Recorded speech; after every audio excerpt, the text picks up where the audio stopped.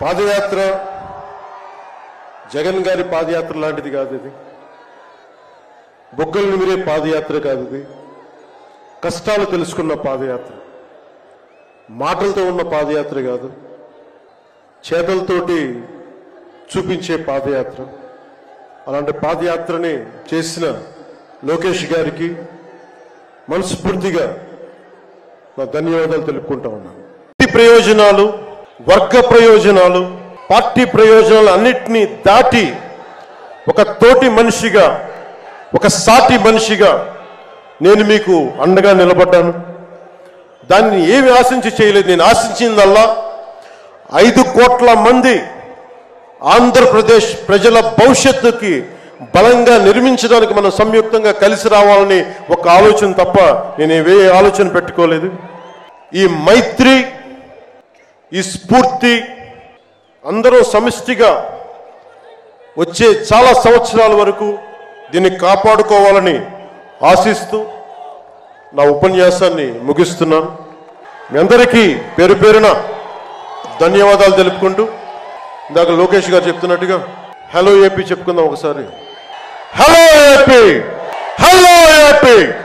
వైసీపీకి bye bye చెప్దాం, మన ప్రభుత్వాన్ని స్థాపించుకుందాం, భవిష్యత్తు నిర్మించుకుందాం అని తెలియజేసుకుంటూ మీ అందరికీ పేరు పేరున ధన్యవాదాలు తెలుపుకుంటూ, తెలుగుదేశం జనసేన మైత్రి వర్ధిల్లాలి, ఇది చాలా అద్భుతంగా సాగాలని మనస్ఫూర్తిగా కోరుకుంటూ, దీనికి బీజేపీ అధినాయకత్వం సంపూర్ణమైన ఆశీస్సులు అందజేస్తారని మనస్ఫూర్తిగా ఆకాంక్షిస్తూ సెలవు తీసుకున్నాను.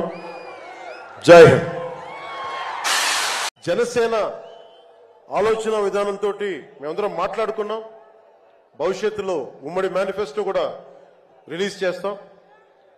దాంట్లో ముఖ్యంగా నేను చెప్పదలుచుకుంటుంది ఇన్ఫ్రాస్ట్రక్చర్, రోడ్లు కానీ, హెల్త్ కేర్ కానీ, primary health care centres, secondary health care centres, tertiary health care centres, అలాగే మనకి యువతకి ఉపాధి అవకాశాలు, గవర్నమెంట్ ఎంప్లాయీస్ కి సిపిఎస్ రద్దు మీద ఎలాంటి నిర్ణయం తీసుకోవాలి, రెబీరా గారు పెట్టినట్టుగా పోలీస్ రిఫార్మ్స్ ఇంప్లిమెంటేషన్, అలాగే టీచర్లకి ఉద్యోగాల భర్తీ, రైతులు, కౌలు రైతులు, ఉద్యానవన రైతులు, సెరికల్చర్ రైతులు, ఆక్వా రైతులకి లాభసాటిగా ఎలా ఉండాలి, ప్రభుత్వ పాఠశాలలు, సంక్షేమ హాస్టల్ స్థితిగతుల్ని ఎలాగ మార్చాలి, అంగన్వాడీ కార్యకర్తలకు ఎలాగ ఉండాలి, అండగా ఉండాలి, పంచాయతీల్ని ఎలా బలోపేతం చేయాలి, మత్స్యకారులకి, గిరిజనులకి, దళితులకి ఎలాంటి పథకాలుంటే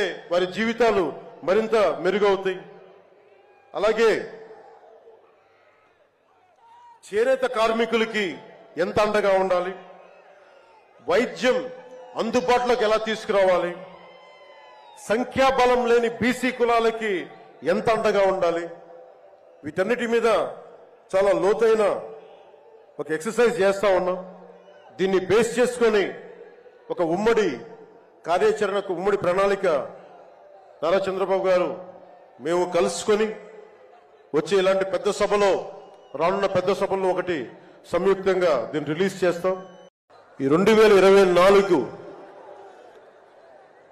మనం ప్రభుత్వాన్ని స్థాపిస్తున్నాం, మార్పు తీసుకొస్తున్నాం, జగన్ని ఇంటికి పంపించేస్తున్నాం. నేను చంద్రబాబు గారు జైల్లో అన్యాయంగా పెట్టినప్పుడు నాకు చాలా బాధ కలిగింది.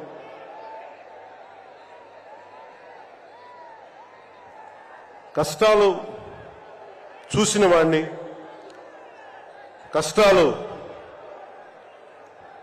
దగ్గరగా పెద్దల నుంచి చిన్నప్పటి నుంచి చూసిన వాడిని, కష్టాలు అనుభవించిన వాడిని, ఓటమి వచ్చినప్పుడు ఒంటరితనం ఎలా ఉంటుందో తెలిసిన వాడిని, ముఖ్యంగా శ్రీ నారా చంద్రబాబు నాయుడు గారి కుటుంబ సభ్యులు వేదన అర్థం చేసుకున్నవాడిని, శ్రీమతి భువనేశ్వరి గారి బాధని దూరం నుంచే అర్థం చేసుకున్నవాడిని. నేను ఏం ఆశించి మద్దతు ఇవ్వలేదు. మనిషి కష్టాల్లో ఉన్నప్పుడు నా వంతు సాయంగా ఉండాలి అని చెప్పి బయటికి వచ్చి రాజమండ్రి జైలు వారిని మాట్లాడి ఇన్ని దశాబ్దాలు సుదీర్ఘ రాజకీయ అనుభవంతో జాతీయ స్థాయిలో ఎన్డీఏ లాంటి